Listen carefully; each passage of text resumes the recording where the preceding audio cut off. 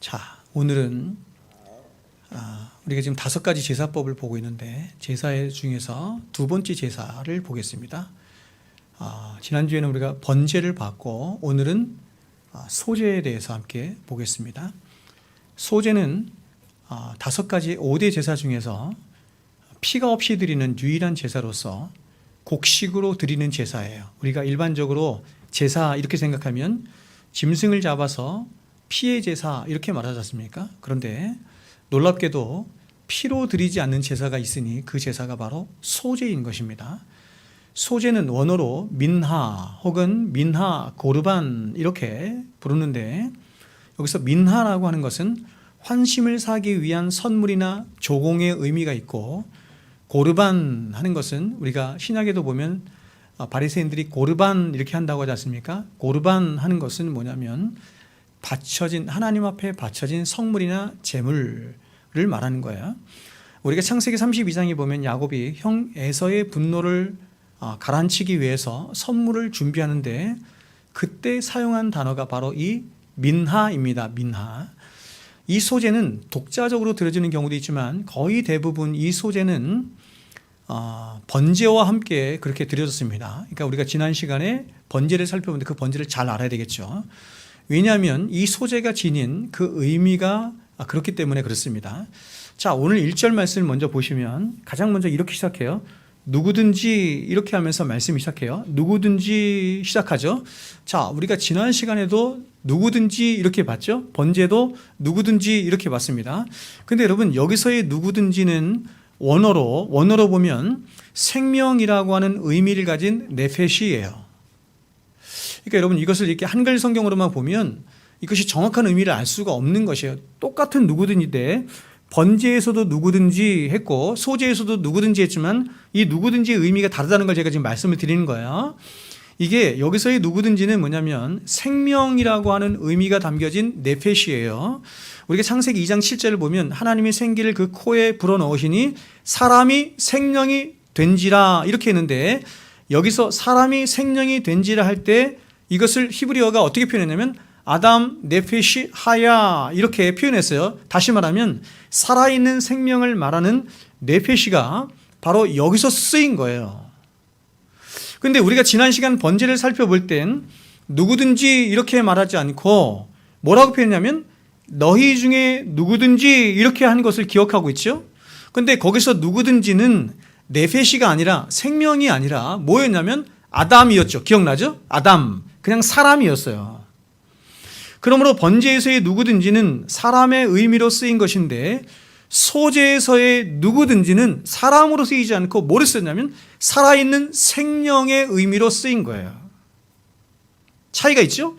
그러므로 소제에서 누구든지가 네페시 이 생명으로 쓰인 것은 뭐냐면 소제라는 제사의 목적 자체가 그렇듯이 바로 죄와 죄책을 짊어졌던 사람이 이제는 먼저 번제를 드렸어요. 번제를 드림으로 그 죄와 죄책을 번제를 통해서 사함을 받았죠. 사함을 받은 상태에서 다시 말해서 하나님과의 관계가 회복된 상태에서 드리는 제사가 뭐냐면 그게 소제라는 거예요. 여기까지 이해하시겠죠? 그러니까 여러분 번제를 드리기 전에 사람의 상태는 어떤 상태예요? 사람의 상태예요. 근데 번제를 드린 상태에서는 그 사람의 상태는 어떤 상태예요? 네페시, 생명이 있는 상태다 이렇게 말하는 거예요. 이 소제를 드리는 방법은 여러 방법들이 있습니다. 가장 기본적인 소제의 방법은 뭐냐면 솔레트라고 하는 이 외피가 섞이지 않은 최상품의 곡식을 이렇게 곱게 갈아서 드리는 것입니다. 곡식을 곱게 갈아서 하나님께 그냥 드려요. 두 번째는 뭐냐면 요리를 해서 드리는 거예요. 요리를 해서 하나님 앞에 드리는 것이 굉장히 낯설죠? 자, 하나님 앞에 제물을 드리는데 제사를 드리는데 요리를 해서 하나님 앞에 드리는 거예요. 예를 들면 요리하는 방법에도 오늘 본문 말씀 잘 읽어보시면 굉장히 다양한 방법들이 있는데 기름을 섞은 무교전병을 화덕에 구워 드리는 것입니다. 오늘날로 말하면 오븐에 구워서 드리는 거예요. 그리고 기름을 섞은 무교병이나 기름을 바른 무교전병을 이번에는 철판에 붙여서 굽는 방법이 있어요. 마지막 세 번째 방법은 기름을 부은 냄비에 무교전병을 넣어서 튀겨내는 것입니다. 요리를 하는 거예요. 요리가 세 가지 방법인데 이 세 가지를 오늘날 요리 방식으로 말하면 이렇게 말할 수 있어요. 떡과 부침과 튀김 이렇게 이해할 수 있습니다. 그러니까 떡을 만들어서 혹은 부침을 만들어서 혹은 튀김을 만들어서 하나님 앞에 제물로 제사로 드리더라 이런 얘기예요. 마지막 소재의 방법이 있는데 세 번째 방법이 있는데 그것은 뭐냐면 수확한 첫 열매를 하나님 앞에 드리는데 이때는 열매를 볶아서 찧어서 하나님 앞에 드렸습니다. 그리고 이 소재에서 중요한 게 있는데 뭐냐면 이 소재를 드릴 때 소재물에 반드시 넣어야 할 것이 있고 반대로 넣으면 안 되는 게 있어요. 이 굉장히 중요한데 반드시 넣어야 할 것이 세 가지인데 세 가지가 뭐냐면 기름과 유향과 소금이에요. 기름과 유향과 소금이고 반대로 넣지 말아야 될 것이 두 가지 있는데 그게 뭐냐면 꿀과 누룩입니다. 누룩과 꿀이에요. 여러분 성경은 틀림없습니다. 이것들이 어떤 것을 의미하는 것이 여러분들이 이제 제가 말씀을 드릴 텐데 이런 걸 알면 왜 하나님께서 이렇게 소재를 드리라 했는지 틀림없이 하나님께서 말씀해요. 자, 이제 이런 의미들을 하나씩 살펴보겠습니다. 먼저 우리가 이러한 의미를 살펴보기 전에 자, 소재가 가진 역사를 먼저 보겠습니다. 소재는 언제부터 시작되었을까요? 여러분 소재는 언제부터 시작되었을까요? 한번 생각해 보세요. 소재는 놀랍게도 이 소재는 원어적으로 보면 가인과 아벨의 제사로부터 소재가 드려졌어요. 창세기 4장에 보면 가인과 아벨이 하나님 앞에 제사를 드리는 장면이 나오는데 이렇게 성경이 말해요. 가인은 땅의 소산으로 제물을 삼아 드렸고 이렇게 얘기해요. 이 얘기는 뭐냐면 가인이 곡식으로 땅에서 나온 곡식으로 제물을 삼아 하나님 앞에 드렸고 이런 말이고 아벨은 제사를 다르게 드렸는데 어떻게 드렸냐면 양의 첫 새끼와 그 기름으로 드렸어요. 다시 말하면 아벨은 짐승을 잡아서 드린 거예요. 자, 가인의 제사와 아벨의 제사가 완전 다르죠? 가인은 곡식으로 드렸고 아벨은 뭘로 드렸어요? 양을 잡아서 드린 거예요. 근데 성경은 보세요. 성경은 히브리어 성경은 여기서 가인과 아벨의 제사를 따로 구별하지 않아요. 곡식으로 드렸던 그리고 양으로 드렸던 이걸 구별하지 않고 그냥 같이 뭐라고 하냐면 민하 이렇게 얘기해. 민하가 뭐라고 그랬어요? 소재. 그러니까 그들이 드린 제사는 번제도 아니고 다른 제사도 아니고 소재였던 거예요. 근데 소재를 드리는데 어떻게 드렸냐면 양으로 드리기도 하고 곡식으로 드리기도 했더라 이런 것입니다. 그러므로 소재는 원래 짐승과 곡식을 다 드릴 수 있었던 것인데 시간이 지나면서 점차로 제사법이 세분화되고 구분이 되면서 곡물로만 드리는 제사를 소재 이렇게 부르기 시작한 것 같습니다. 그러므로 여기서 우리가 알 수 있는 것은 어떤 학자들이 이야기하는 것처럼 자 이렇게 이게 굉장히 논란이 되는 거였어요. 그리고 굉장히 많은 사람들이 제가 신도원 다닐 때도 어떤 목사님이 와서 설교를 하시는데 이렇게 설교하시는 걸 제가 들었는데 자 오늘 말씀을 통해서 그것이 아니라는 것이 확인이 되는 거예요. 뭐냐면 하나님이 가인의 제물은 받지 않으시고 아벨의 제물만 받으셨잖아요. 그 이유가 가인의 제사는 피가 없는 제사였고 아벨의 제사는 피가 있는 제사였기 때문이다 라고 하는 어떤 학자들의 주장은 틀린 거예요.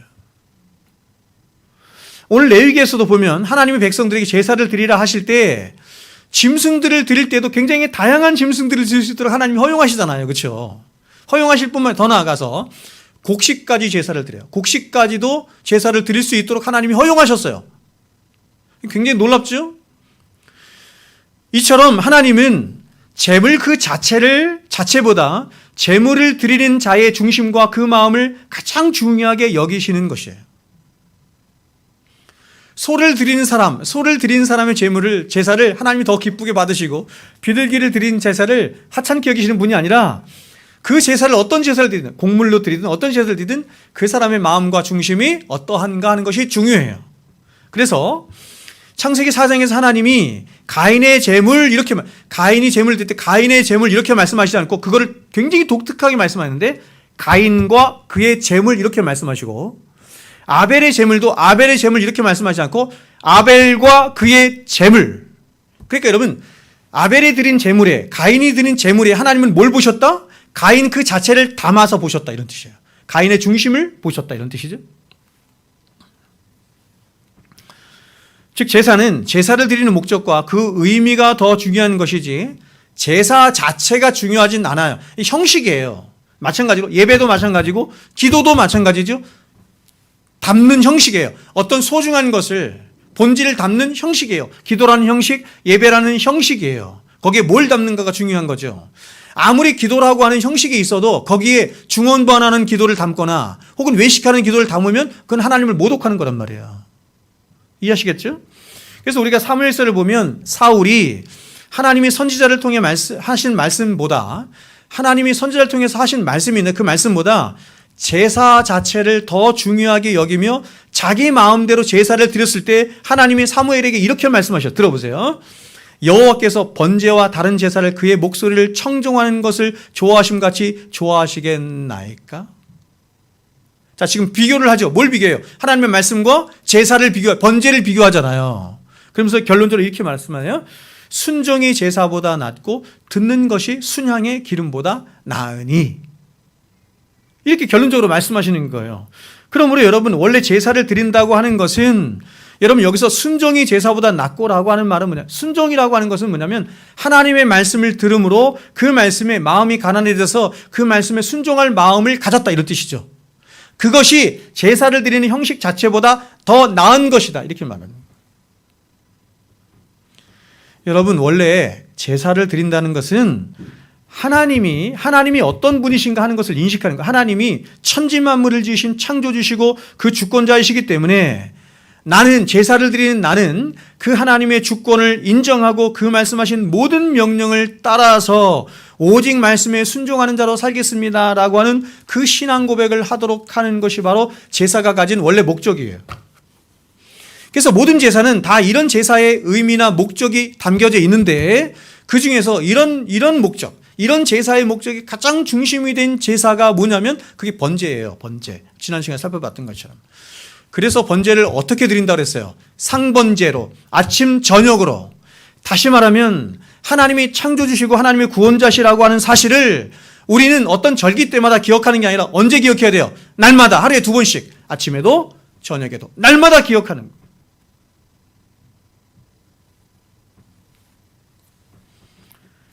그리고 이런 하나님을 향해서 순종하지 못하는 것을 죄라고 하기 때문에, 그렇게 죄 가운데 살아가는 자신을 보면서 그 죄가 용서받기를 구하는 것이 바로 제사 중에, 5대 제사 중에 어떤 제사냐면 속죄제예요. 그러므로 제사의 목적 자체가 바로 이런 하나님의 주권을 인정하고 자신의 죄인됨을 인정하며 하나님께 순종의 의미로 자신을 하나님께 헌신하여 드리는 것이 제사인 것인데, 사울은 이런 제사의 의미나 목적은 다 버렸어요. 이 제사가 가진 의미나 목적은 다 버렸어요. 그저 제사를 무엇을 위한 수단으로 삼았냐면 자신의 욕심 혹은 자신의 목적을 성취하기 위한 수단으로 삼았어요. 여러분, 사울이 지금 이 제사를 드리는데, 사울이 드렸거든요. 참지 못하고 드렸는데, 사울이 어떤 목적을 위해서 제사를 드렸죠? 지금 전쟁터예요. 전쟁터에 나가서 전쟁터에서 전쟁을 이기기 위한 수단으로 제사를 드린 거예요. 제사가 가진 그 궁극적인 목적은 다 버리고 자기의 욕심을 위해서 제사를 형식적으로만 드렸어요. 그러자 그 제사는 아무런 소용이 없을 뿐만 아니라 하나님 앞에 모독이 된 것입니다. 그래서 미가 선지자가 이렇게 말을 한 겁니다. 여호와께서 천천의 순양이나 만만의 강물 같은 기름을 기뻐하실까? 여러분, 천천의 순양을 드렸다는 얘기는 지금 1000번 이상 제물을 하나님 앞에 제사를 드렸다는 얘기 아니에요, 그렇죠? 야, 1000번 제사를 한번 드려봐. 그 1000번의 제사를 내가 기뻐하겠니? 그 제사를 드린 그 수많은 기름들을 나한테 드린다고 내가 기뻐하겠니? 이런 얘기죠.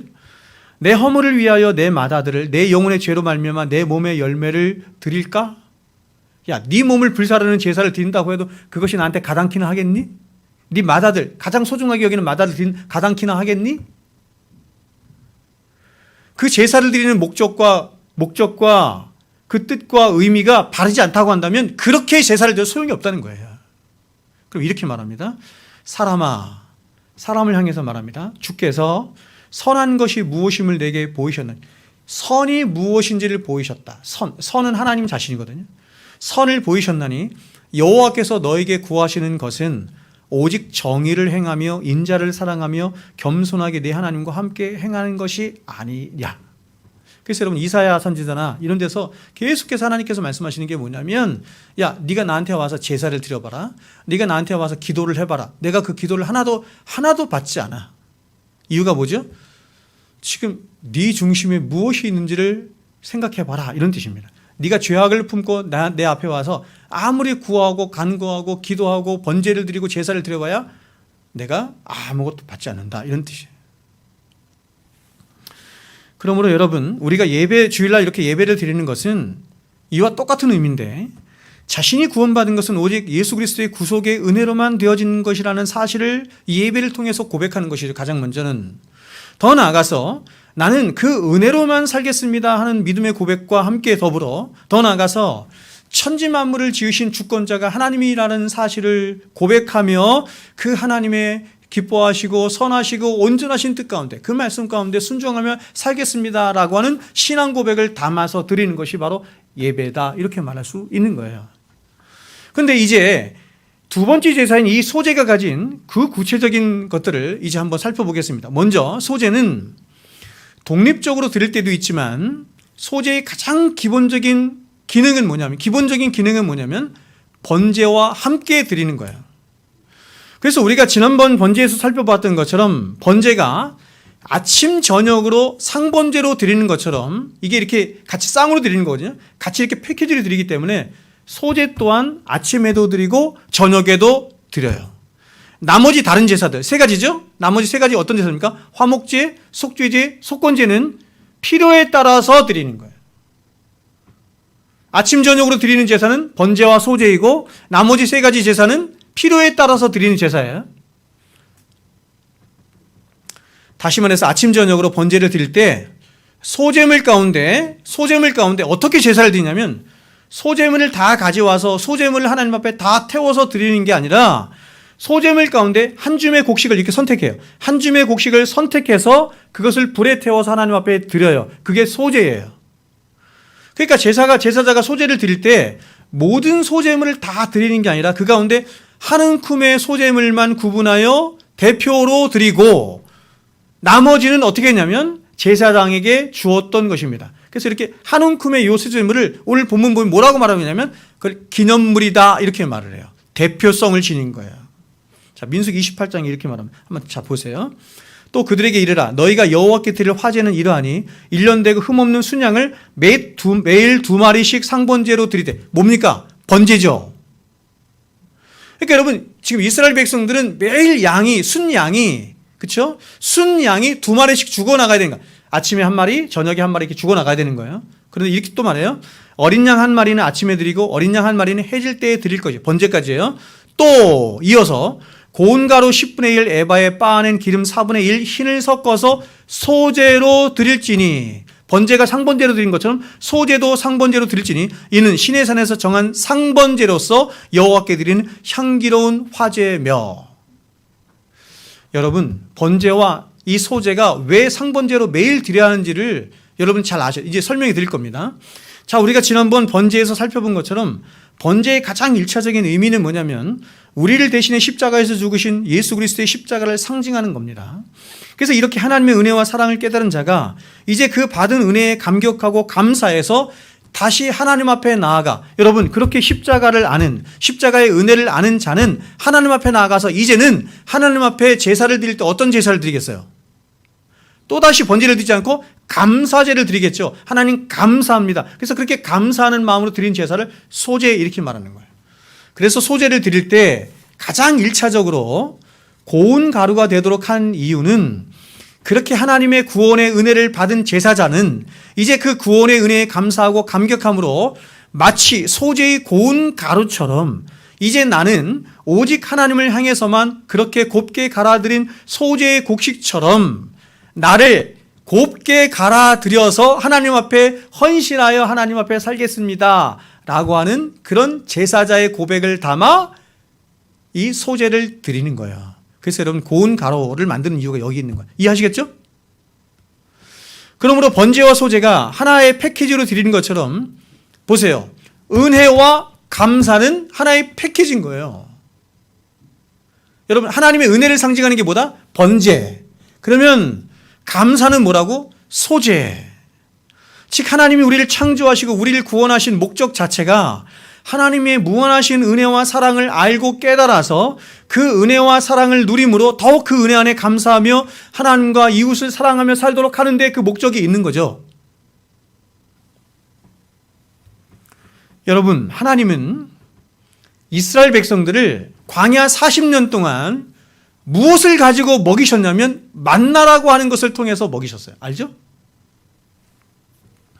하나님이 신명기 말씀을 통해서 하나님이 그렇게 이스라엘 백성들을 만나를 통해서 그들을 먹이시고 살리신 이유를 뭐라고 말씀하시냐면 광야 40년 동안 너희들이 살 수 있는 유일한 비결은 오직 하나님의 은혜뿐이야. 오직 하나님의 은혜를 가르치도록 하기 위해서 만나를 주셨다. 이렇게 말하는 거예요.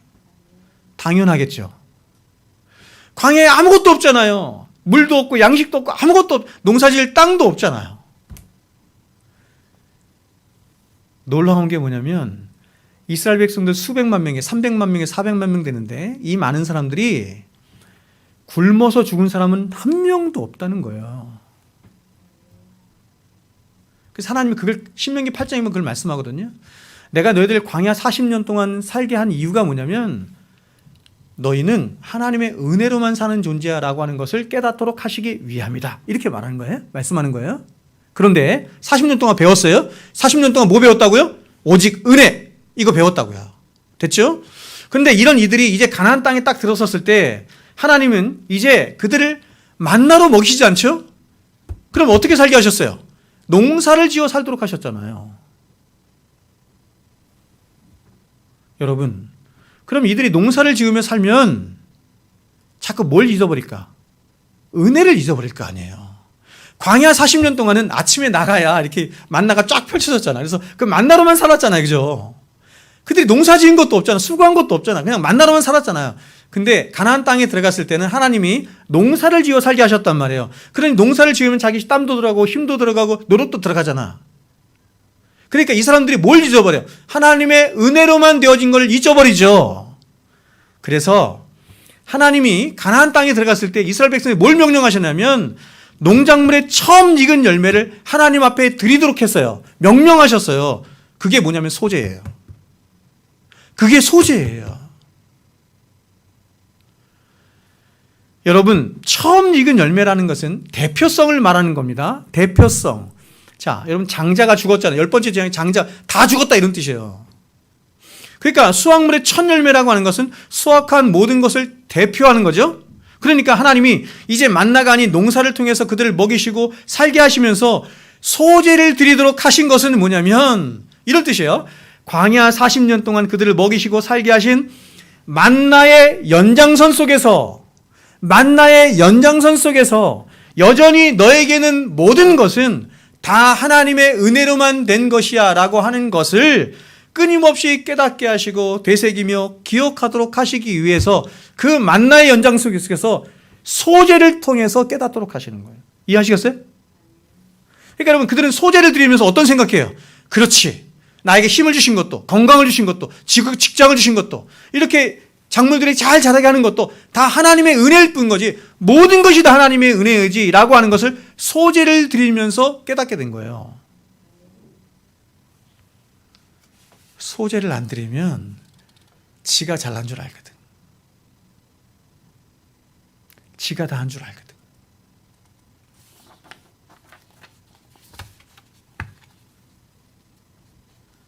여러분, 율법 자체가 은혜인 거 아시죠?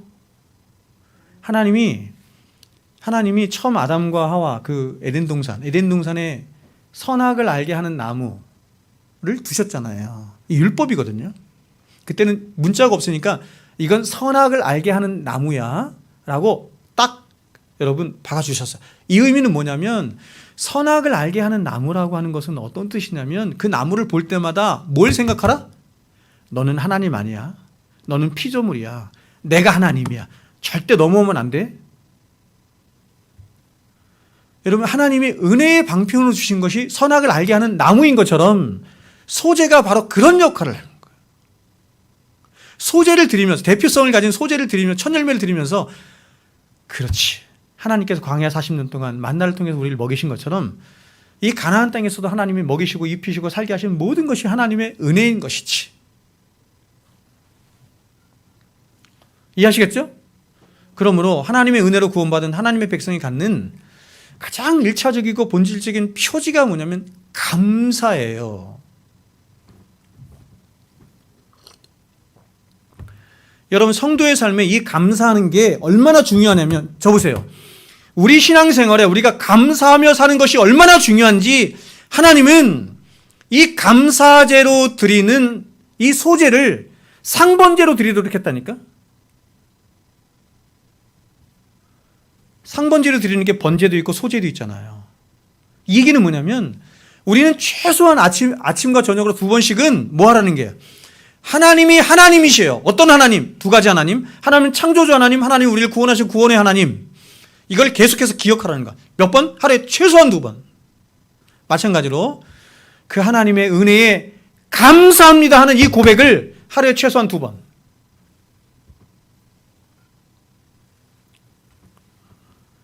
여러분, 데살로니가서 5장을 보면 우리가 감당할 수 없는 말씀을 하나님 우리에게 주시잖아요. 뭐라고 말씀하세요? 항상 기뻐하라. 항상 기뻐하라. 멈추지 않는다는 얘기네. 항상 기뻐하라. 쉬지 말고 기도하라. 범사에 감사하라. 우리가 항상 기뻐하고 범사에 감사할 이유를 뒤에서 말해요. 뭐라고 얘기해요? 이는 그리스도 예수 안에서 너희를 향하신 하나님의 뜻이냐. 보세요. 이유가 거기 있죠? 이유가 여기 있어요. 우리가 항상 기뻐하고 범사에 감사할 이유가 어디 있어요? 뭐라고 얘기해요? 너희가 그리스도 예수 안에 있기 때문이다. 지금 너희들의 눈으로 볼 때는 지금 너희들이 당한 형편이나 처지나 사건이나 이런 것들이 눈물 짓게 하고 고난 있게 하고 너무 힘들게 하는 것이지만 그것조차도 그리스도 안에 있는 거야. 가장 안전한 거야. 그리스도 안에 있다는 것은 모든 것이 다 이미 확정되고 승리한 상태죠. 모든 것이 다 확보된 상태란 이 얘기예요. 이스라엘 백성들이 광야 40년 동안 한 명도 양식 때문에 죽지 않은 이유가 뭐냐면 그들이 바로 그리스도 안에 있었기 때문이라는 얘기예요. 그리스도 안에만 있으면 안 죽어, 이런 뜻이에요. 그리스도 안에만 있으면 멸망하지 않아.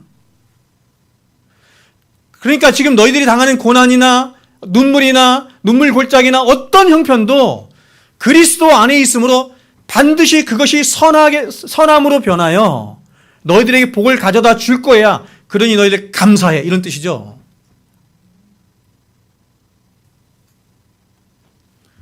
우리는 날마다 항상 기뻐하고 범사에 감사해야 할 만한 너무나 분명한 이유를 가진 자들이란 뜻이에요.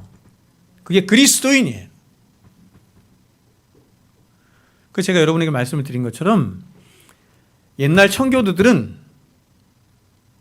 염려하거나 두려워하거나 감사치 못하거나 이 모든 것들을 다 죄라고 여겼어요.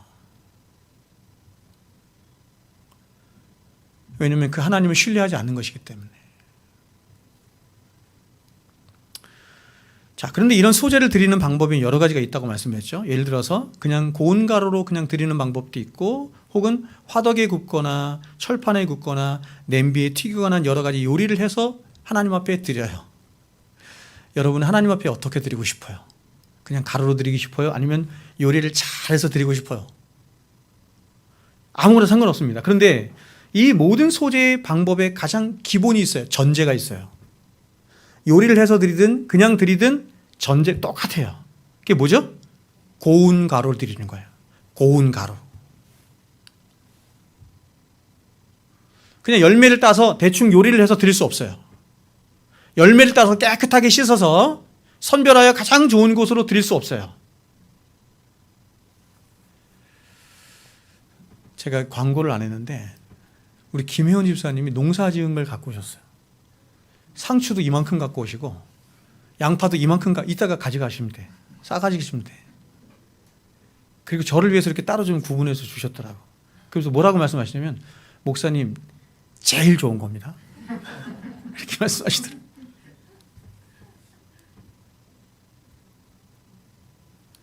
여러분, 아무리 제일 좋은 거라도 지금 하나님 앞에 드리는 것은 그냥 드릴 수 없어요. 어떻게 드려야 돼요? 곱게 빻아서 드려야 돼요. 곱게. 여러분, 여기서 고운 것이라고 하는 의미는, 히브리적 원어적인 의미는 뭐냐면 잘 갈아서 곱게 빻았다라고 하는 의미가 아니에요. 그런 의미가 아니라 최상품의 의미예요. 최고 좋은, 최고로 정성을 들인 것이다, 이런 뜻이에요. 즉 제사자가 소제를 드리려고 할 때는 제사자는 최고의 상품의 곡식으로만, 그것도 최고의 정성을 들여서 잘 갈고 잘 빻은 것으로만 소제를 드릴 수 있는 것이에요. 그렇지 않으면 드리지 못해요.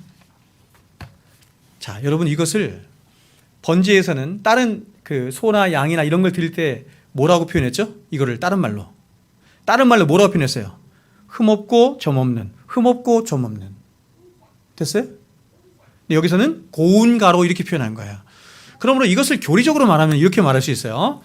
먼저 번제가 우리를 하나님의 자녀가 되게 하는 것을 구원론적 교리로 말하면 칭의, 이렇게 말하거든요. 칭의. 그러니까 칭이라고 한다면 소제는 날마다 그 하나님의 은혜를 알고 깨달아서 하나님께 감사하고 기뻐하며 더욱 하나님을 의존하고 하나님을 사랑하며 그리스도를 닮아가는 삶. 그걸 뭐라고 그래요? 성화. 그러니까 번제가 칭이라고 한다면 소제는 뭐라고요? 성화가 되는 거예요. 근데 구원받은 성도가 이제 이런 성화의 삶을 이뤄감에 있어서 성도는 마치, 보세요, 성화의 삶을 어떻게 이뤄가야 되느냐 이렇게 말할 때 마치 제사자가 소제를 드릴 때 최고 상품의 고운 가루로 다양한 제사법과 다양한 요리법으로 소제의 제사를 드렸던 것처럼 성도의 성화의 삶 역시 하나님이 각자에게, 보세요, 다양한 은사들을 주시잖아요. 다양한 소제의 방법들이 있는 거죠. 다양한 은사들, 다양한 기질들이 있어요. 다양한 성품들이 상관없어. 그러나 자기가 가지고 있는 여러 기질이나 성품이나 이런 걸 가지고 최선을 다해서 감사와 기쁨 가운데 하나님 앞에 드려지는 삶을 살 때, 그런 성화의 삶을 살 때 하나님이 가장 기뻐하신다, 이렇게 말하는 것이죠.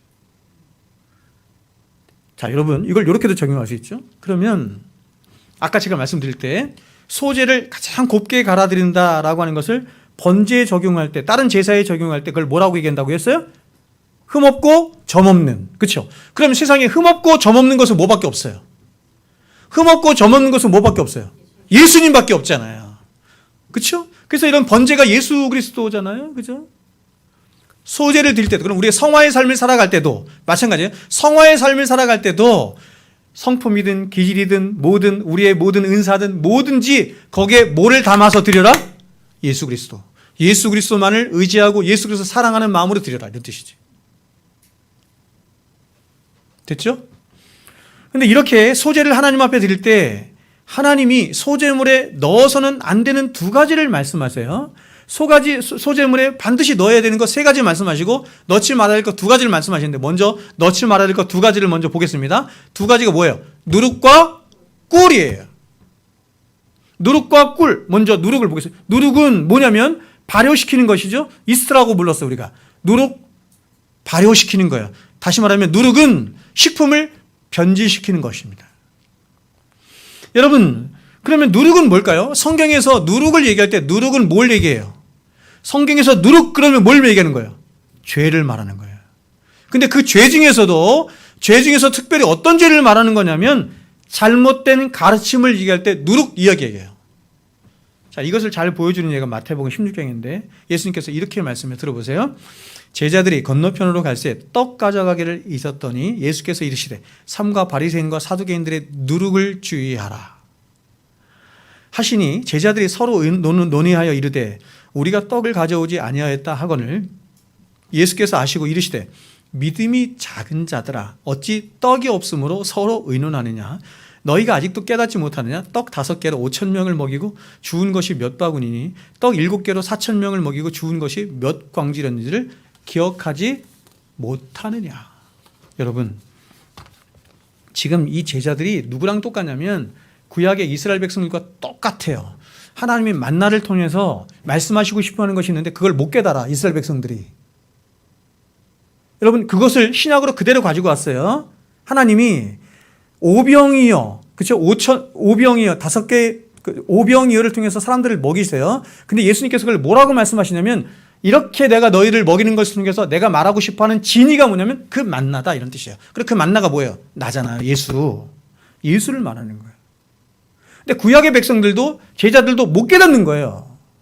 그래서 예수님이 말씀하시는 얘들아 너희들은 5병이를 통해서 7병이를 통해서 먹이는 거 사람들이 먹고 마시는 거 보지 않았느냐? 근데 그것을 말하는 진의는 너희는 알지 못하고 계속해서 너희들은 떡에만 관심이 있구나. 지금 그 말씀하시는 거예요.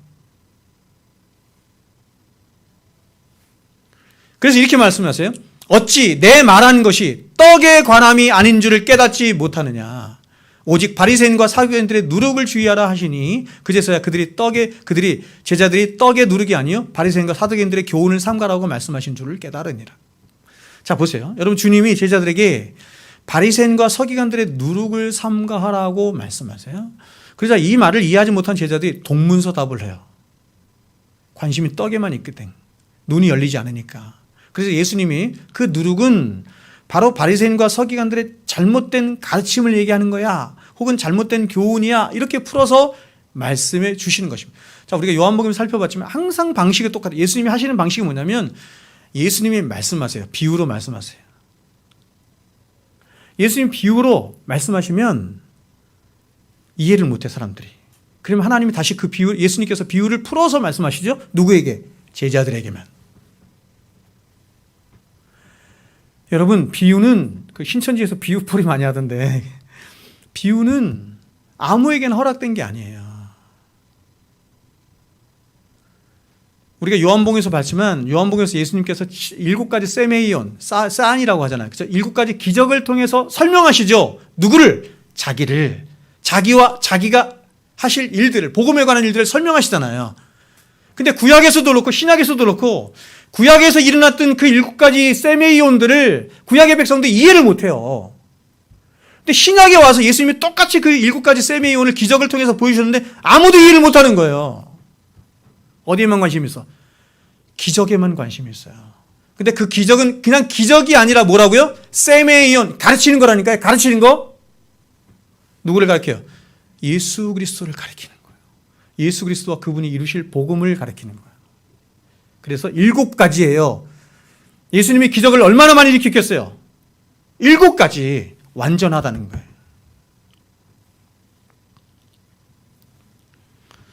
자, 여러분 여기서 성도의 거룩한 삶, 그리고 성도의 성화의 삶을 방해하는 가장 중요한 요인이 뭐냐 이렇게 얘기할 때 바로 진리를 왜곡시키거나 변질시킨 잘못된 가르침과 교훈들이다 이렇게 말하는 거예요.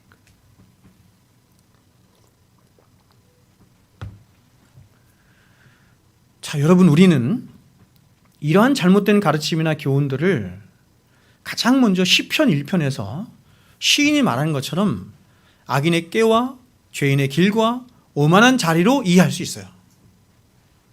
즉 하나님 없이 살아가는 이 세상과 이 세상에 속한 자들이 끊임없이 주장하고 싶어하고 또 말하고 싶어하는 바로 이 세상의 가치관들 혹은 사람이 자신 안에 있는 욕심과 사욕을 따라 살아가고 싶어하는 자기 중심성의 죄를 누룩 이렇게 말할 수 있다고요.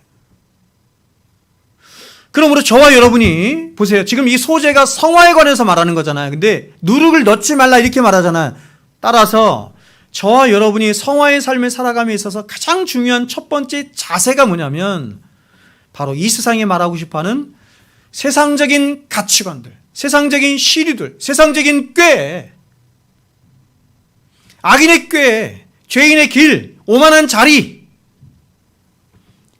이런 것을 절대로 우리 마음의 중심에 들어오지 못하도록 수많은 세상의 꾀가 시편 1편에서 말하는 것처럼 들려올 때 하나님의 말씀을 귀에 딱 가져서 필터링해서 들을 건 듣고 듣지 말아야 된다 이거지. 이게 기본적인 첫 번째 자세다. 성도의 자세다. 사람들이 막 몰려간다고 해서 거기 가면 안 된다는 거예요.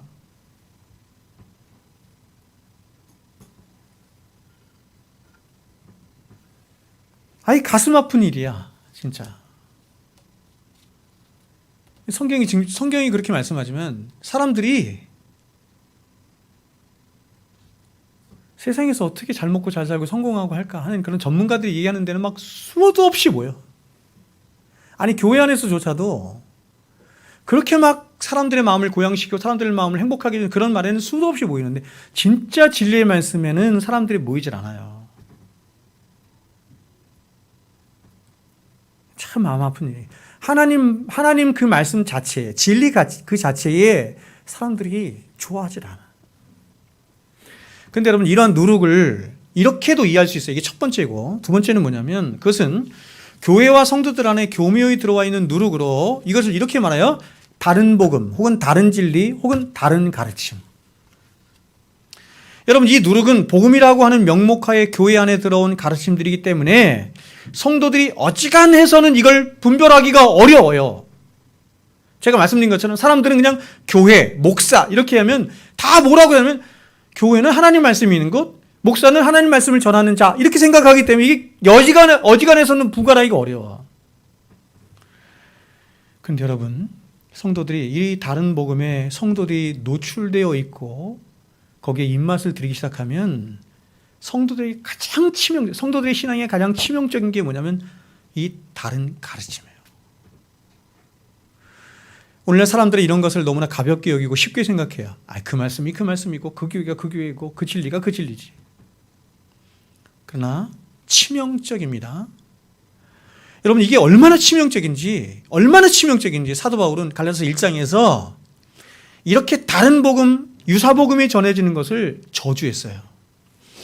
여러분, 사도 바울이 어떤 사람입니까? 고린도서 13장 이 사랑장을 지은 사람 아닙니까? 사랑장을 말한 이 사랑의 사도예요.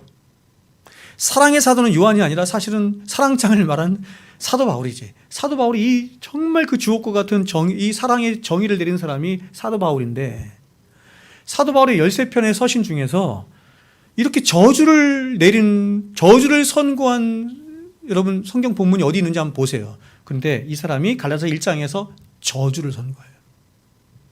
어떤 사람들에게? 다른 복음을 전하는 자들에게 저주를 선고해요.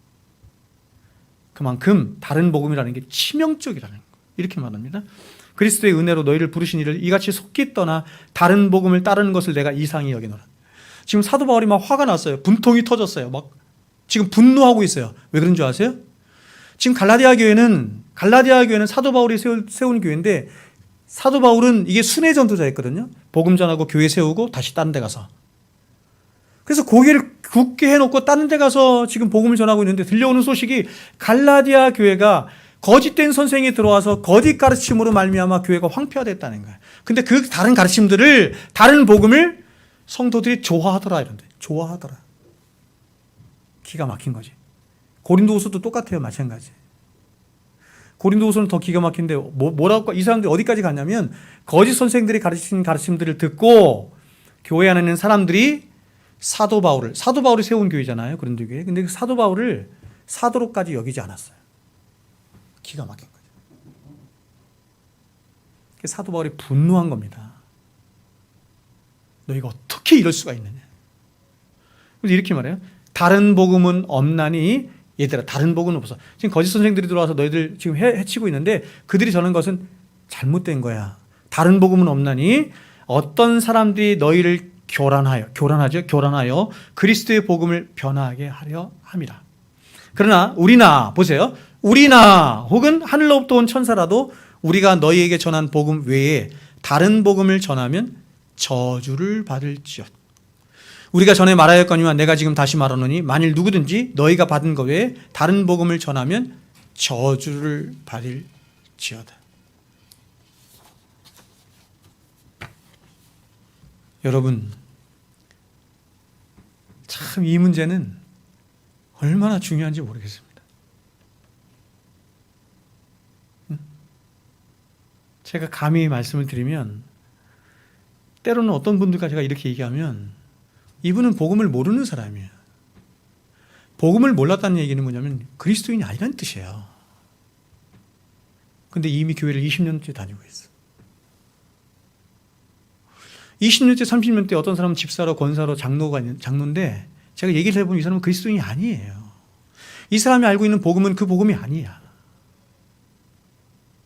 왜요? 다른 복음을 믿고 있는 거예요.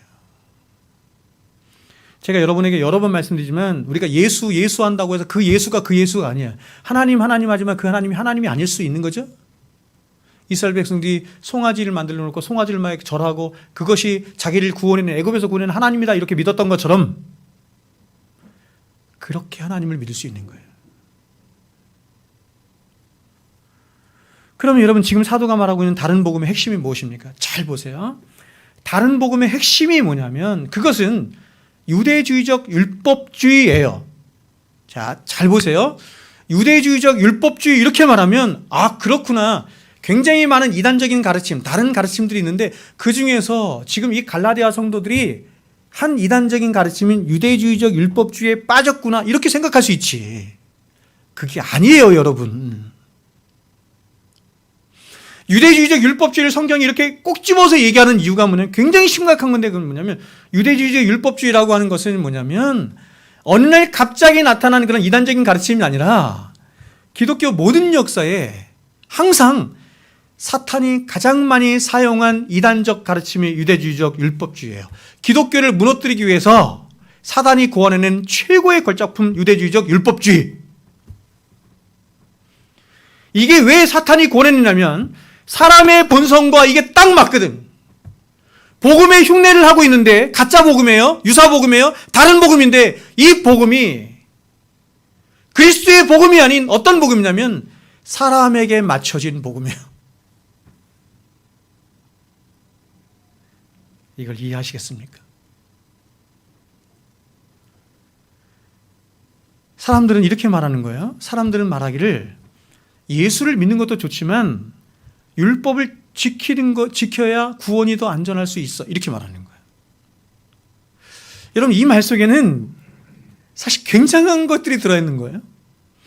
예수 그리스도의 복음은 오직 하나, 은혜로만 되어지는 은혜의 복음이죠. 아멘? 은혜의 복음인데 악한 인간들이 자꾸 어떻게 하냐면 인간의 역사 속에서 기독교의 역사 속에서 수많은 이단들이 있는데 그 이단들이 다 똑같아요. 결국에는 뭐냐면 끊임없이 지푸라기 같은 인간의 의와 행위와 공로와 자격들을 자꾸 첨가시키는 거예요. 이게 이단적인 가르침의 핵심입니다.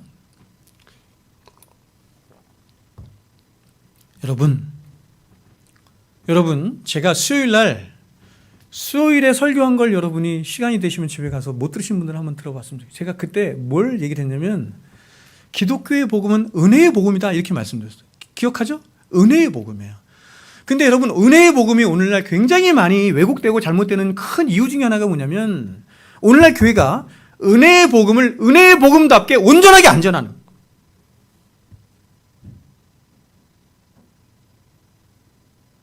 지금 유대주의적 율법주의처럼 전하는 거예요. 이 얘기는 어떤 뜻이냐면 자 보세요.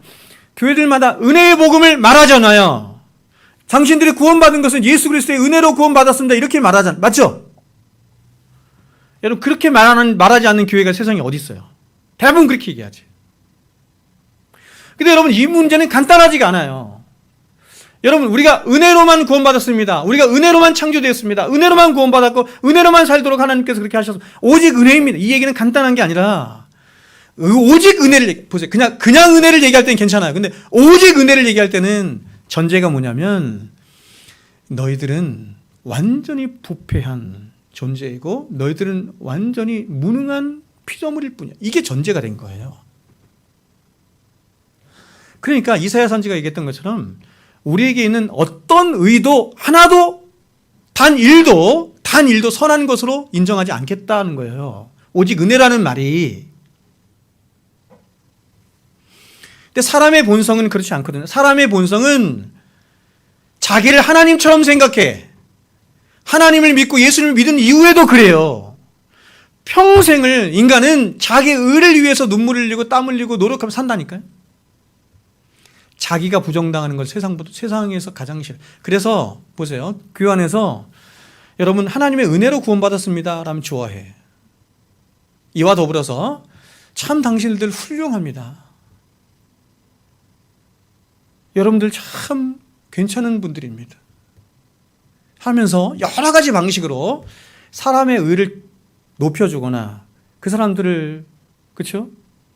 챙겨주거나 그 사람들을 이렇게 하면 이게 윈윈이 되는 거예요. 어디 안에서? 사람의 본성 안에서 윈윈이 되는 거라니까요. 이게 유대주의적 율법주의라고 하는 거예요. 그러면 사람들은 오케이 그래요. 왜요? 왜요? 보세요. 사람들은 이 땅에서도 자기 자존감을 높이면서 살고 싶어 하거든. 이 땅에서도 자기가 하나님처럼 왕이 되어서 살고 싶어 하거든. 그래서 그렇게 사람들의 자존감을 높여주고 사람들을 적당히 높여주면 사람들 오케이 하는 거예요. 그와 더불어서 구원도 받고 싶거든. 그렇죠? 근데 교회가 이 두 가지를 다 챙겨주는 거지. 당신들의 의도 챙겨주고 구원도 챙겨주니까, 은혜를 그렇게 변질시켜서 말하니까 사람들은 좋아라는 거예요. 그런데 여러분, 만일 당신들은 완전히 부패하고 완전히 무능한 존재입니다. 당신들의 의는 다 더러운 옷과 같습니다. 오직 하나님의 은혜로만 당신들은 구원받았고, 오직 하나님의 은혜가 아니면 당신은 아무것도 아닙니다. 그래서 여러분, 하나님의 은혜를 이야기할 때는 은혜의 전제가 뭐냐면, 이 은혜가 진짜 은혜가 되기 위한 전제가 뭐냐면 인간론을 알아야 되는 거야. 인간이 어떤 존재인가. 내가 그 인간론 중에서도 뭘 알아야 되냐면 죄론을 알아야 되는 거예요. 그래서 이 죄론을 선명하게 사람들에게 얘기해 주면 평생 동안 자기가 생명처럼 여겼던 자기 의가 기각되므로 사람들은 싫어하는 거예요. 그게 뭐다? 유대주의적 율법주의다. 자, 여러분, 유대주의적 율법주의를 이번에는 제가 이게 유대주의적 율법주의가 기독교 안에 아주 편만하게 들어와 있거든요. 여러 가지 방식으로. 이거를 제가 한 가지 예를 들어서 한번 여러분에게 설명해 볼게요. 그게 뭐냐면 신비주의와 엮여서 들어온 거예요. 자, 유대주의적 율법주의를 이렇게도 말할 수 있어요. 지금 알아듣고 있는 거죠. 이게 너무 중요한데. 유대주의적 율법주의를 다른 말로 이렇게 말할 수 있어. 공로주의. 됐죠? 유대주의적 율법주의를 이번에 제가 신비주의적인 차원에서 신비주의와 엮여진, 신비주의와 혼합된, 믹스된 유대주의적 율법주의를 제가 말씀을 드려볼게요. 여러분, 신비주의에 빠진 어떤 사람들은 우리가 하나님을 만나려고 하면 어떤 엑스타시에 빠지거나 혹은 어떤 느낌이나 환상 가운데 만날 수 있다, 이렇게 생각해요. 됐죠? 그래서 사람들은 이런 엑스타시에 빠지거나 혹은 어떤 종교적인 느낌이나 환상에 빠지고 싶어서 조치를 해. 어떤 조치를 한단 말이에요? 사람 편에서 조치를 해. 공로주의 율법주의를 말하는 거예요. 조치를. 어떤 거냐면 역사적으로 사람들이 어떻게 하냐면 하나님을 만나기 위해서 예배당에 막 촛불을 켠다든지, 아니면 명상을 한다든지, 아니면 주술적인 방언을 한다든지. 그렇죠? 중언부언 하지 말라는 얘기가 주술을 하지 말라는 얘기거든요. 주술을 하면서 1000번이고 10,000번이고 하나님 부르면 하나님이 날 찾아오신다, 이런 뜻이에요. 그래서 주술적인 방언을 계속 한다든지, 아니면 짐승 같은 소리를 낸다든지, 손을 흔들거나 몸을 일어났다 앉았다 하거나 막 이렇게 하는 거예요. 아니면 주기도문을 100번 1000번 외운다든가. 왜냐하면 이렇게 정성을 들이면 1000번째 하나님 앞에 드리고 40일 새벽기도 철야를 하면 하나님이 이런 나의 정성을 보시고 공로를 보시고 하나님이 찾아와 나를 만나 주신다.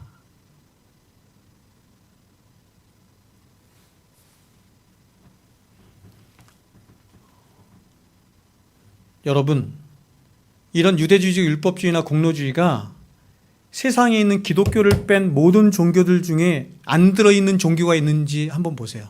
다 갖고 와봐요.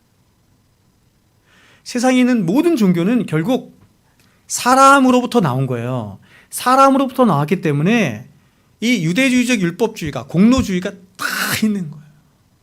공을 드리고 치성을 드리고 연부를 하고 뭐를 하면 복을 준다.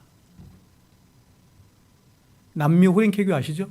남미 호랭케는 제가 그 다큐멘터리에서 봤는데, 남미 호랭케를 봤는 다큐멘터리가 아니지 이게 뭐야? 하여튼 무슨 그런 거 있잖아요. 봤는데 넓은 예배당이 있어요. 예배당이 있는데 사람들이 가면 거기는 목사도 없고 아무것도 없고 사람들이 그냥 다 구석으로 들어가서 그냥 구석에 자리를 잡고 딱 앉아. 자리를 앉아가지고 계속 하는 게 뭐냐면 남미 호랭케 계속 이것만 반복해. 1000번이고 10,000번이고 그 다음에 오면 또 그거 반복해. 여러분 남묘 호렌케교라는 말이 무슨 뜻인 줄 아세요? 우주의 기운을 나에게 불러온다 이런 뜻이에요. 그래서 남묘 호렌케교를 계속해서 반복하면 우주의 기운이 나에게 와서 질병도 사라지고 악기도 떠나가고 나쁜 기운도 떠나가고 복이 내게 온다 이런. 나미아미타불이 무슨 뜻인지 제가 여러분에게 예전에 말씀을 드렸죠. 세 개의 부처, 세 사람의 부처에게 비는 거예요. 세상에서 나를 안전케 하는 또 구원으로 인도하는 그런 부처들에게 비는 거예요. 나에게 복을 달라. 그게 나미아미타불이에요. 여러분 이 세상의 모든 종교 중에서 복 달라고 빌지 않는 종교가 어디 있어요? 복 달라고 하기 위해서 어떻게 해요? 빌고 희성 드리고 열심히 노력하고 뭐 하잖아요. 그걸 뭐라고 한다고? 유대주의적 율법주의. 기독교는 그렇지 않아요. 기독교는 솔라 그라티아. 솔라 그라티아. 만약에 이런 것을 통해서 하나님이 찾아와 하나님 만나주시고 하나님 은혜를 주신다고 한다면 우리가 말할 거리가 있겠지. 하나님, 내가 열심히 촛불도 켜고 열심히 내가 명상도 하고 열심히 이것도 했잖아요. 하나님이 나를 만나주신 거에는 하나님의 공로가 80이지만 나도 한 20이 있잖아. 이렇게 말할 게 있겠죠. 그래요, 안 그래요? 여러분이 하나님 만난 거 그렇게 만났습니까? 여러분이 어떻게 노력해서 만났어요? 성경에 보세요. 그렇게 만난 사람이 한 명이라도 있나? 아모스 같은 사람은 뽕나무 치다가 만났어. 열심히 뽕나무 치다가 하나님의 영이 임하면서 만났어. 아브라함은 세상에서 우상장수하는데 만났어요. 바울은 다메섹 도상에서 그리스도인들을 핍박하며 가는 중에 만났어요. 베드로는 열심히 어부질하다가 만났어요.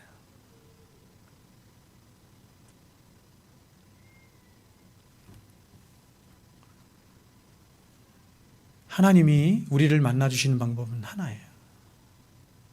은혜의 방식으로 만나시는 거예요. 은혜의 방식으로라고 하는 말은 뭐냐면 너희 편에서 어떤 노력을 했거나 자격이 있거나 해게 만난 게 아니라 원사이드입니다. 일방적으로 내가 너를 찾아갔다 이런 뜻이에요. 근데 그 하나님이 찾아가시는 방식이 있어요. 그게 뭐죠? 여러분 하나님이 찾아가시는 방식이 뭐예요? 그렇지. 말씀이에요. 그래서 기독교를 계시의 종교라고 하는 이유가 있어요. 계시라고 하는 것은 드러내 보여준다는, 하나님이 자신의 백성들을 찾아가서 자신을 스스로가 드러내 보여주신다. 그게 뭐예요? 성경이에요. 그래서 이렇게 말한 거예요. 사도 바울이 믿음은 들음에서 나며 들음은 하나님의 말씀으로 말미암느니라. 우리가 전도해야 하는 이유가 어디 있죠? 전도해야 하는 이유가 말씀을 듣도록 하기 위해서. 말씀을 듣지 않는데 광야에서 혼자 막 있는데 말씀을 듣지 않았는데 하나님의 영이 임해서 그 사람이 구원을, 그런 건 없어요. 하나님이 우리에게 은혜를 주시는 방식이 제가 세 가지라 그랬어요. 그렇죠? 우리 믿음의 선배들이 정했습니다. 말씀과 성례와 기도. 말씀, 성례, visible word, 보이는 말씀, 기도, 너희는 이렇게 기도하라, 말씀으로 기도하라, 말씀. 다 말씀이에요. 하나님이 우리에게 은혜를 주시는데, 찾아와 은혜를 주시는데 그 방식이 한 가지다.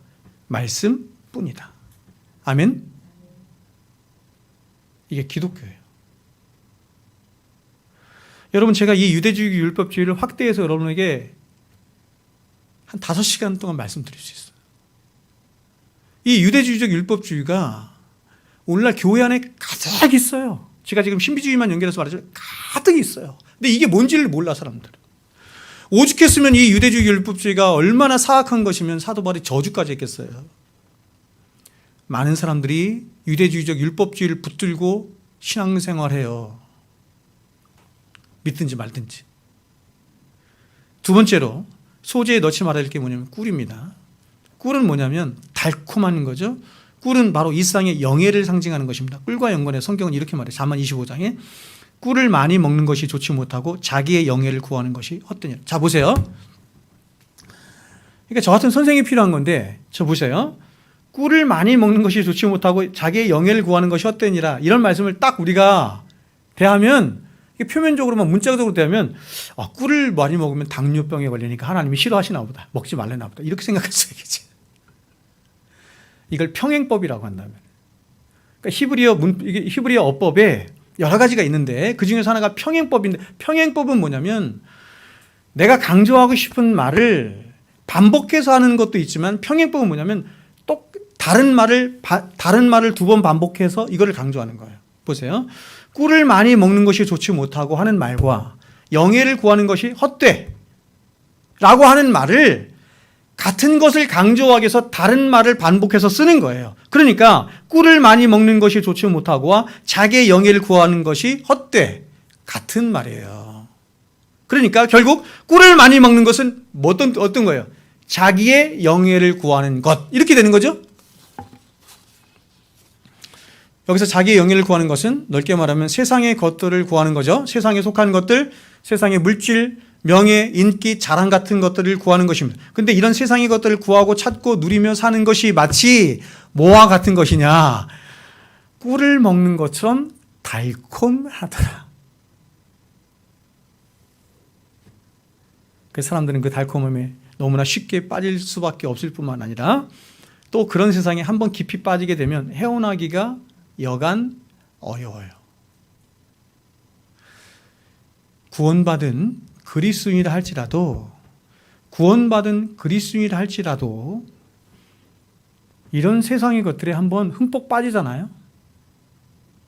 헤어나기가 여간 어렵습니다.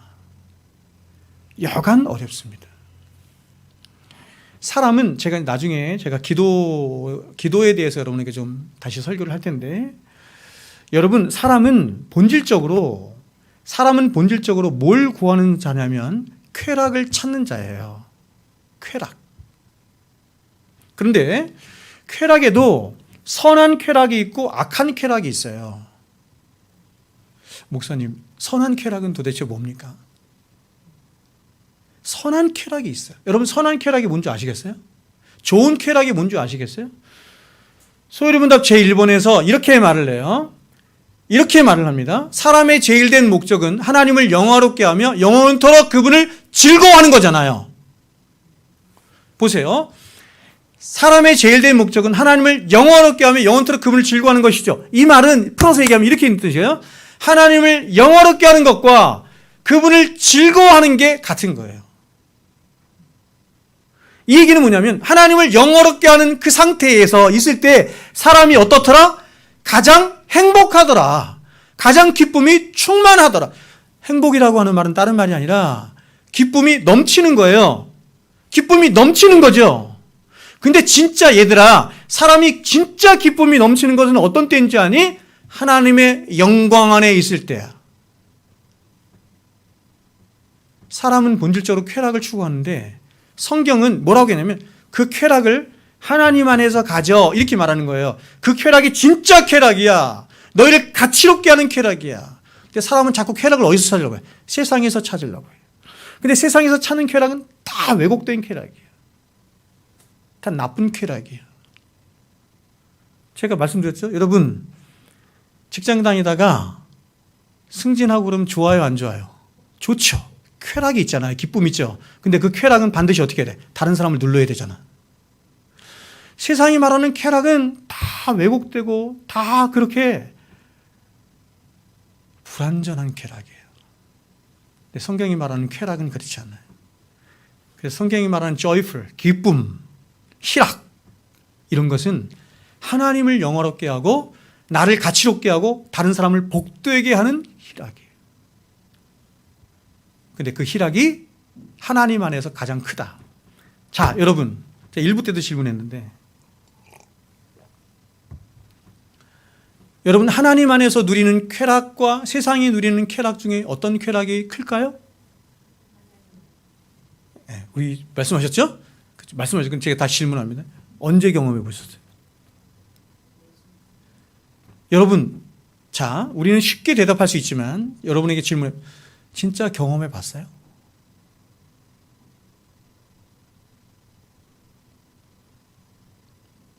그걸 알아야 천국을 사모해요. 그걸 진짜 여러분의 인격 안에서 경험해 봐야 천국을 사모해요. 왜냐하면 천국은 그 쾌락으로 가득한 곳이거든요. 하나님 안에서 하나님의 영광을 봄으로 갖는 쾌락이 가득한 곳이 어디다? 천국이다. 그러니까 바보 같은 거예요. 사람들이 천국을 이야기할 때 막 황금길을 거닐고 막 보석이 있고 바보 같은 거예요. 천국은 그런 데가 아니에요, 여러분. 천국은 하나님의 하나님 되심, 하나님의 영광을 충만히 보고 깨닫고 누림으로 그 안에서 세상이 알 수 없는 쾌락을 누리는 거예요. 세상이 알 수 없는 기쁨을 누리는 거예요. 그래서 여러분, 천국은 요한계시록 4장에 보면 밤낮으로 하나님을 찬양하고 예배하는 곳이래요. 밤낮으로 하나님 찬양하고 예배하면 좋아요? 하나님의 영광을 봐서, 예배가 하나님의 영광을 보는 거 아니에요. 하나님의 영광을 봐서 그 영광 안에 이게 기쁨이구나, 이게 희락이구나, 이게 나의 쾌락이구나, 이게 나의 행복이구나라고 하는 것을 조금이라도 안 사람이.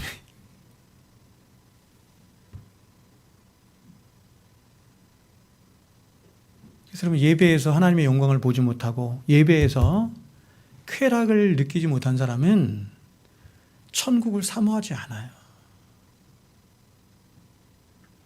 세상에서 잘 먹고 잘 살고 세상에서 쾌락을 많이 누려. 그게 너무너무 좋아. 그런 사람이 천국 사모할 것 택도 없는 얘기예요. 거짓말이야. 제가 분명히 얘기하는데 교회에서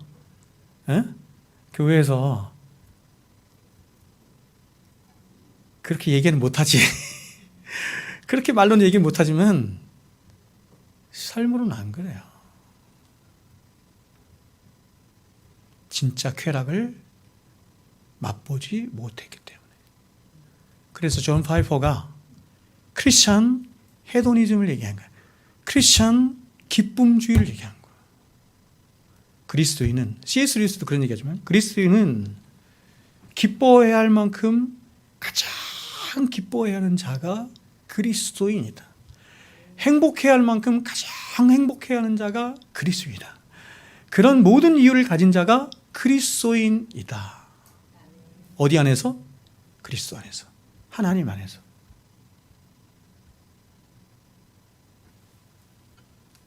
그럴 수 있길 바랍니다. 오늘 시간이 많이 가서 제가 이 이야기만 하고 제가 마치도록 하겠습니다. 반드시 넣어야 할 것은 나중에 제가 세 가지를 다시 말씀드리고, 자, 여러분, 하나님이 우리에게 일용할 양식을 주셨잖아요. 그렇죠? 일용할 양식. 여러분, 하나님이 보세요. 양식 이렇게 말씀하시지 않고 왜 일용할 양식 이렇게 말씀했을까? 생각 안 해보셨어요? 야, 내가 너에게 양식을 줬어 이렇게 말씀하지 않고 일용할 양식 이렇게 말씀하셨잖아요. 왜 그렇게 말씀하셨을까? 또 왜 하나님이 하늘로부터 내려주신 만나는 같은 맥락인데 하루가 지나면 다 썩어 없어지도록 하셨을까요? 왜냐하면 이런 것들은 이 세상을 살아가는 동안만 한시적으로 필요한 것들로 저와 여러분은 그러한 것들을 의지해서 사는 자가 아니라는 거예요. 야, 만나 없어지잖아. 그런 거 의지하지 마.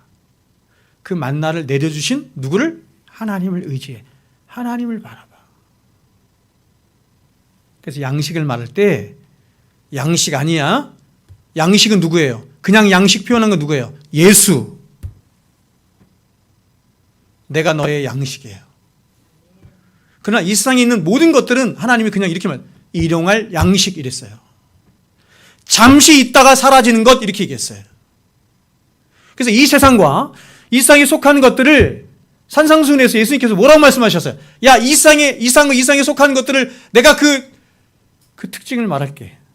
그 본질을 말할게. 종과 동록이 하며 썩고 부패하는 것이야. 도적이 와서 도적의 굴을 뚫고 그것을 빼앗아가려고 하는 것이야. 그게 세상과 이 세상에 속한 본질이야. 너희는 그런 거에 마음 두면 안 돼. 그런 거에 마음 두면 안 돼. 그런 거에 보세요. 보물을 쌓으면 안 돼. 성경이 말하는 때 여기서 보물이라고 하는 것은 가장 우리가 귀히 여기는 거를 말하는 거거든요. 그게 뭐예요? 여러분이 세상에서 가장 귀히 여기는 게 뭐예요? 마음. 우리의 마음. 우리의 존재의 좌소인 마음. 그래서 너의 보물을 그곳에 두지 말고 어떻게 얘기해요? 좀과 동록이 해하지 못하고 썩지 않고, 영원토록 썩지 않아요. 예수님께서 말씀하세요. 썩지 않고 도적도 없어. 도적도 빼앗아갈 수 없어. 어디에요? 하늘에 네 보물을 쌓으며 살아가. 다시 말하면 네 마음을 거기에 두고 살아가. 이런 뜻이지. 여러분, 하나님이 여러분에게 일용할 양식 주셨어요. 일용할 양식. 한시적으로 주시는 거예요. 이 세상에 살아갈 동안만 잠시 주신 거예요. 물질적인 거, 또 육체적인 거, 정신적인 거, 다 마찬가지. 사회 다 마찬가지. 다 일용할 양식. 한시적인 것. 그거 너희들을 위해서 줬어. 하지만 그게 너희들의 인생 목적 아니다. 마음껏 누려. 마음껏 누려. 너희는 하나님의 형상으로 창조된 자니까. 그러나 거기에 마음 빼앗기지 말고 너희의 마음은 나의 것이야. 아멘? 너의 마음은 나의 것이야. 마음 빼앗기지 않도록 해. 마음 빼앗기지 않도록 해. 주식하지 마. 투기하지 마. 그 다음 또 뭐지? 제가 맨날 얘기하는 게. 비트코인 하지 마. 저를 통해서 말씀하시는 거예요. 마음 빼앗기잖아. 제가 주식하는 사람들 얘기 들어보니까 아침에 눈 뜨자마자 그거 본다며. 그렇죠? 회사 가서도 그거 본다며. 계속 그거 본다며. 뭐든지 그것이 취미든지 뭐든지 홀릭하면 안 되고 여러분의 마음을 하나님께 드릴 수 있기를 주의 이름으로 축원드립니다. 기도하겠습니다.